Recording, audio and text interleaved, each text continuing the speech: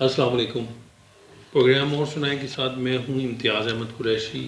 آج میں آپ کی جو کتاب ہے یہ بڑی زبردست کتاب ہے، صاحب اسلوب ہیں یہ صاحب، اور اس کا عنوان ہے تیرے روبرو۔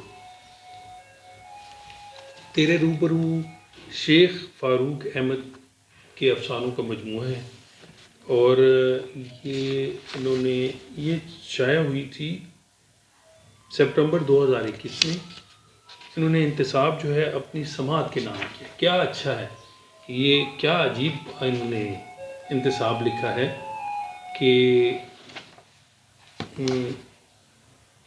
اپنی سماعت کے نام۔ اچھا، یہ بڑا دلچسپ اسلوب ہے ان کا۔ اس کا جو بیک ٹائٹل ہے وہ ہے علی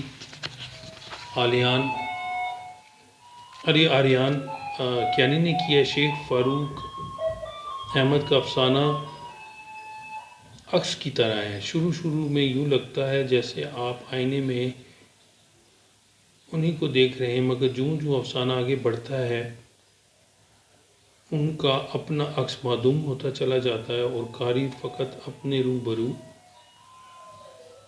رہ جاتا ہے۔ علی آریان کیانی، ممتاز ڈرامہ نگار، ادیب، دانشور۔ اچھا، یہ کتاب جو شائع ہوئی ہے وہ ہوئی ہے اوراق پبلیکیشن سے 2021 میں۔ اس کی قیمت جو ہے وہ 1000 روپے ہے، اور اس میں کچھ 2-3 رائٹرز کے وہ بھی ہیں۔ پیش لفظ جو ہے وہ محمد اورنگزیب سجن نے لکھا ہے، اور ممتاز شاعر، ادیب و دانشور عبید بازق عامر نے ان کی اس حوالے سے کچھ طویل کہانیوں کے مختصر افسانے تک کا سفر۔ شیخ فاروق کا شمار ان لکھنے والوں میں ہوتا ہے جنہوں نے طویل کہانیاں بھی لکھی اور جدید افسانے کو حوالہ بنا کر مختصر افسانے بھی تحریر کیا۔ یوں ان کے مختصر افسانے کے پڑاؤ کے پیچھے ان کی طویل ریاضت کا سفر کارفرما نظر آتا ہے۔ افسانہ نگاری سے ان کا والہانہ لگاؤ اور کمٹمنٹ قابل ستائش ہے، اور وہ ان افسانہ نگاروں میں شامل ہیں جنہیں سوتے اور جاگتے افسانہ نگاری کی تحریک بے چین اور مضطرب رکھتی ہے۔ حتیٰ کہ بستر علالت پر بھی انہوں نے 2 بہت بہترین افسانے تحریر کیے۔ شیخ صاحب زود نویس ہیں۔ افسانے اس روانی اور برجستگی سے تحریر کرتے ہیں کہ اس کی زود نویسی پر حیرت ہوتی ہے۔ ادھر کسی خیال نے آنکھ جھپکی، ادھر ان کا افسانہ تیار ہوا۔ وہ روزمرہ زندگی کے موضوعات پر بے تکان لکھتے ہیں اور خوب لکھتے ہیں۔ ہم دوستوں کا ایک حلقہ ہے وائس آف رائٹر، اس نام سے ہم نے یوٹیوب پر ایک چینل بھی بنا رکھا ہے۔ شیخ صاحب اس تنظیم کی جنرل سیکرٹری ہیں، اور اس حوالے سے ان کی ادبی سرگرمیوں کا دائرہ بھی وسیع ہے۔ روزمرہ زندگی میں وہ نہایت خوش اخلاق و خوش گفتار انسان ہے۔ شیخ صاحب کی طویل کہانیاں اول مختصر رسائل و جرائد کی زینت بنی۔ افسانہ نگاری کے حوالے سے سید ماجد شاہ اور علی آریان کیانی خاصی شہرت کے حامل ہیں۔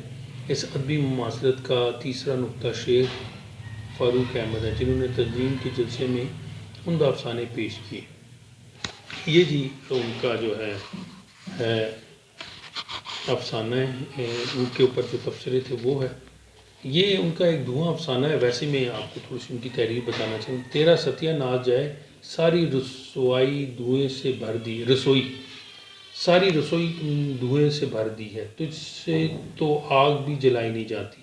اماں رسوئی میں داخل ہوتے ہی برس پڑی۔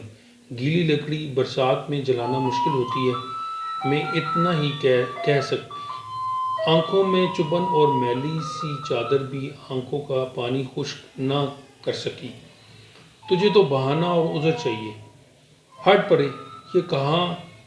یہ کہا کہ کہہ کر اماں نے دھکا نما پہلو سے پرے کیا اور بیٹھ گئی۔ ہنڈیا میں سالن پکے تو روٹی بھی توے پر ڈالی جائے۔ میں ارد گرد پھیلی چیزوں کو سمیٹ رہی تھی اور اس دوران اماں کی بڑبڑاہٹ بتدریج کم زیادہ ہوتی رہی۔ آگ ویسے ہی رہی اور بڑھتا ہوا غصہ میرے علاوہ کس پر گرتا۔ لے جا باپ کو دے کھانا، دوپہر سے کھیتوں میں لگا ہوا ہے، آرام نہ کسی کو اس کا خیال۔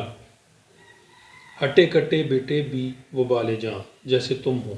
خبر نہیں اماں کو ہر وقت کوسنے دینے اور جلی کٹی سنانے کا کیا فائدہ ہے۔ سر جھکائے بات کی نہ کلام، ہاتھ میں تھامے چنگیر اور سالن کی رکابیاں، پانی کا پیالہ لیے میں برآمدے میں بچھی چارپائی پر بیٹھے ابا کو کھانا دے کر پلٹی تھی کہ پانی کا پیالہ میرے پاؤں میں ابا نے دے مارا۔ اندھی ہو نظر نہیں آتا، پانی میں تنکے اور برتن بھی صاف نہیں۔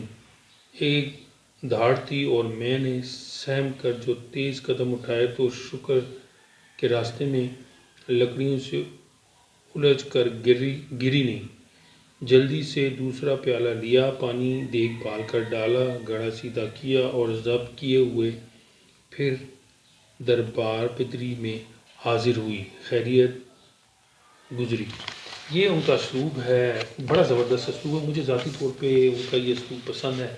شیخ فاروق احمد کے یہ افسانوں کا مجموعہ تیرے روبرو۔ شکریہ۔